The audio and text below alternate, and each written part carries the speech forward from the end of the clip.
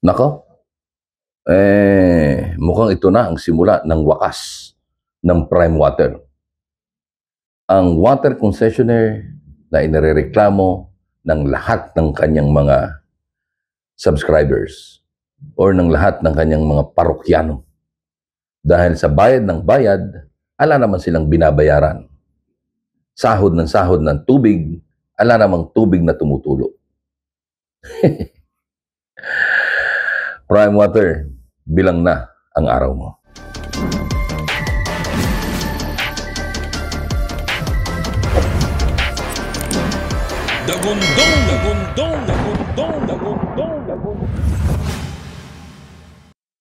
Magandang araw pong muli sa inyong lahat, mga kaibigan. Kumusta po kayo? Isa na naman pong episode ang ating pag-uusapan ngayon pong araw. At ito ay may kaugnayan sa matagal ng reklamo ng ating pong mga kababayan. Tubig. Prime Water. Ang tawag na nga ho ng iba ay crime water eh. O, sa totoo lang, sapagkat nakakaisip na silang gumawa ng krimen dahil sa kawalang hiyaan itong prime water na ito. Aba, imagine nga naman, bayad sila ng bayad. Taon-taon, buwan-buwan, bumabayad sila. Yung iba, minimum. Wala naman silang natatanggap na tubig. Hindi ba ga? Kaya, tama. Tama lang, ano ha? Na mangyari yung gusto ng marami. Ano ha? At kagaya ho nung sinasabi sa headline, nasa 50 local water district ho yung kakalas na sa kontrata nila dito sa Prime Waters. Sa Prime Water District. Kakalas na sila. Dahil bayad ka ng bayad, ala ka naman binabayaran. Ang masakit dito, sa dami ng reklamo, nabubuklat na. Marami na ho talaga. Ultimong mga taga Prime Water, nagre-reklamo na rin. Hindi daw sila napapasweldo. Ang bigat. Ang bigat ng sitwasyon. Panoorin ho natin itong balita na ito.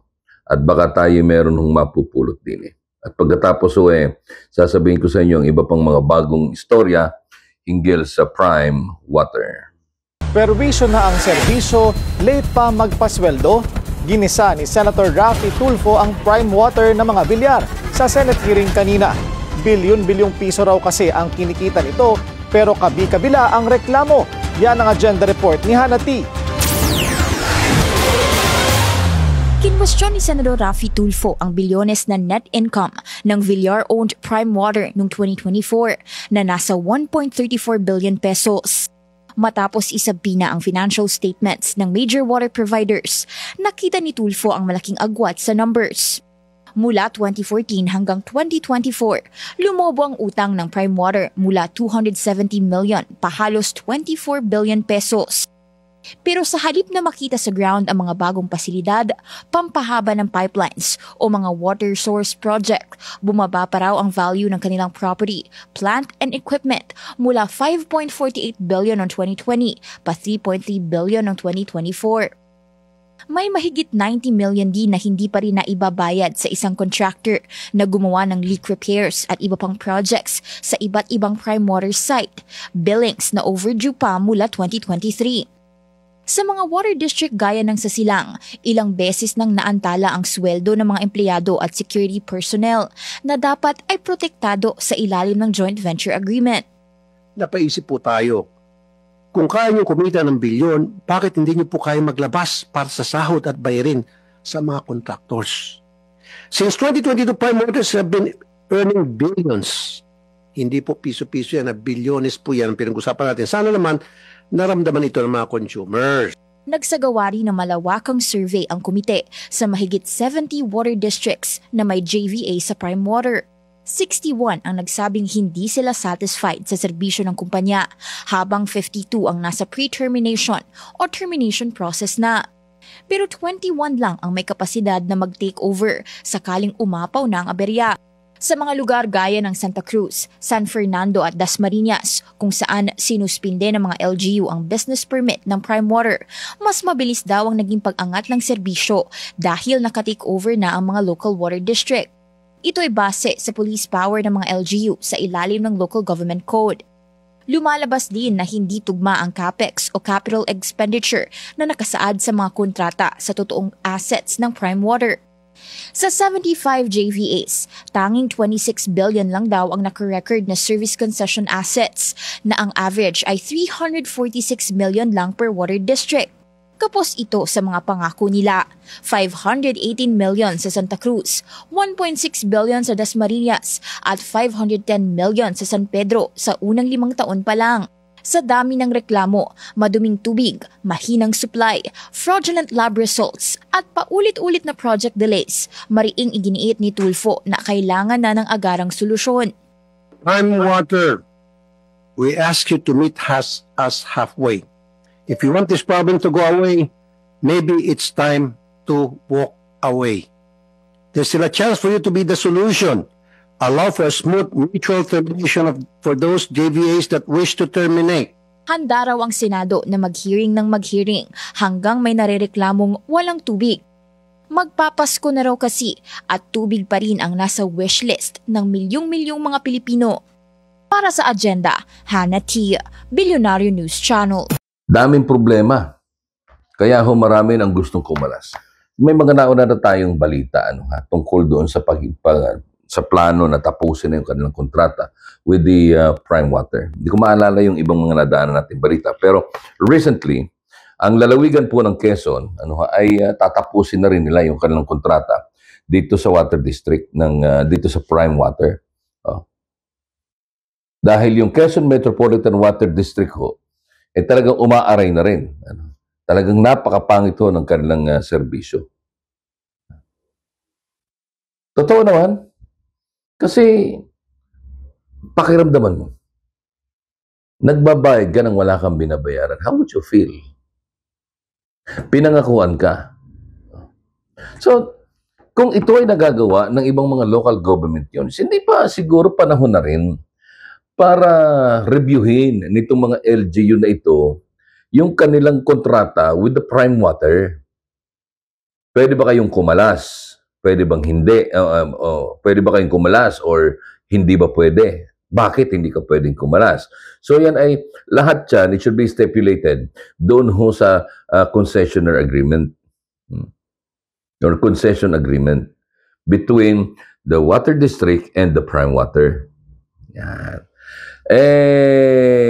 Mukha namang madali lang.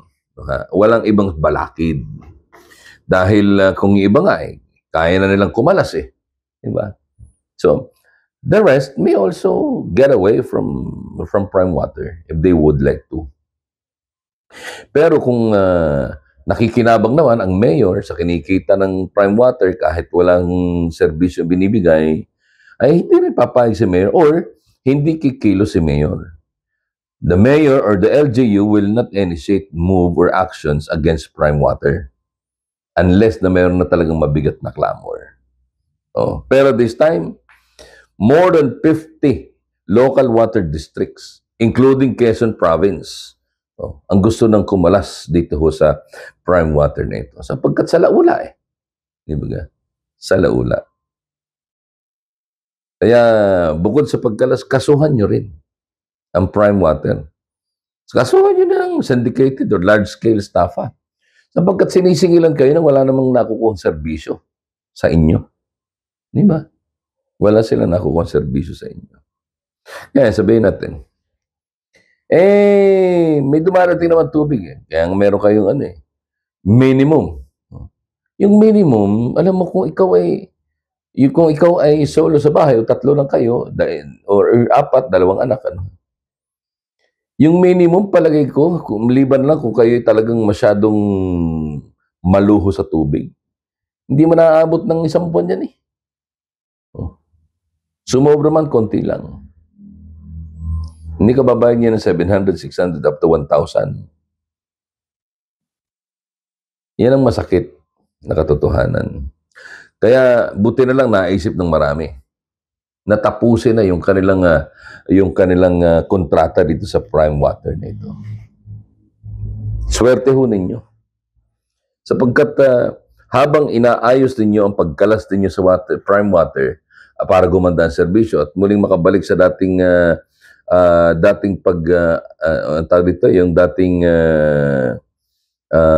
paniniwala ng tao tungkol sa serbisyo ng paghahatid ng tubig,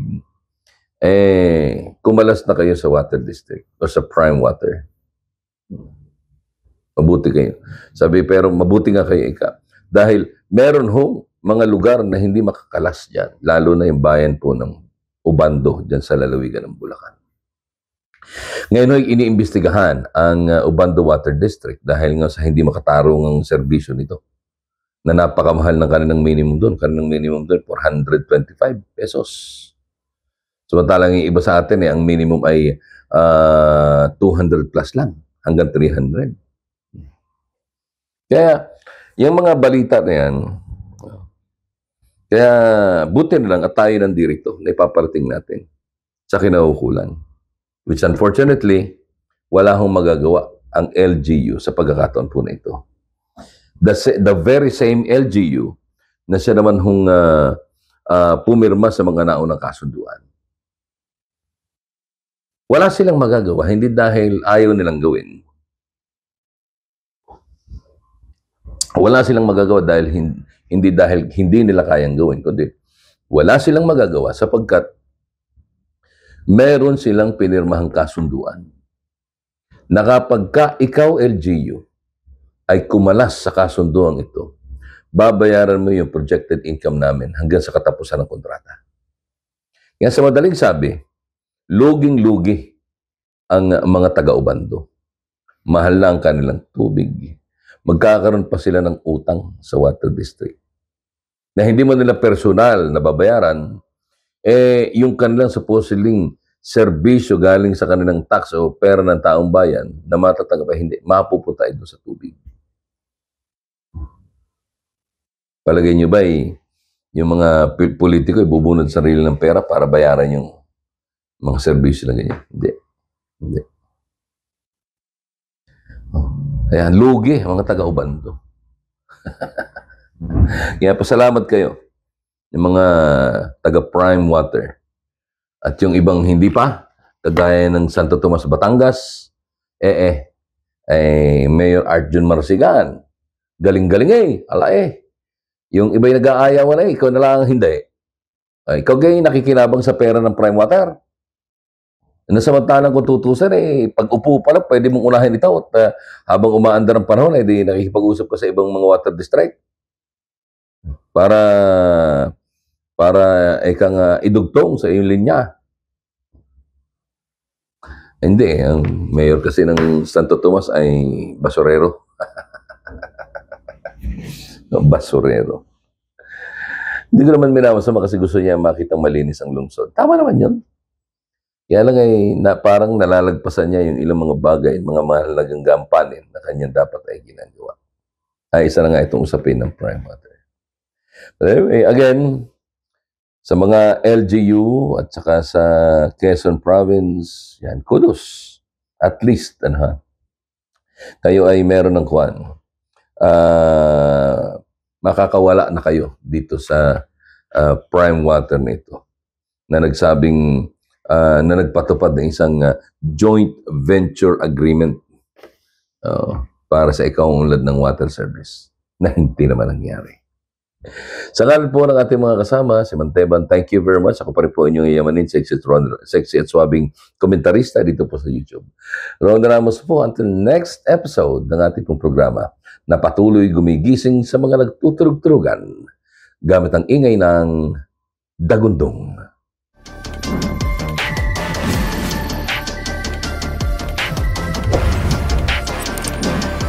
Dagundong, dagundong, dagundong, dagundong, dagundong.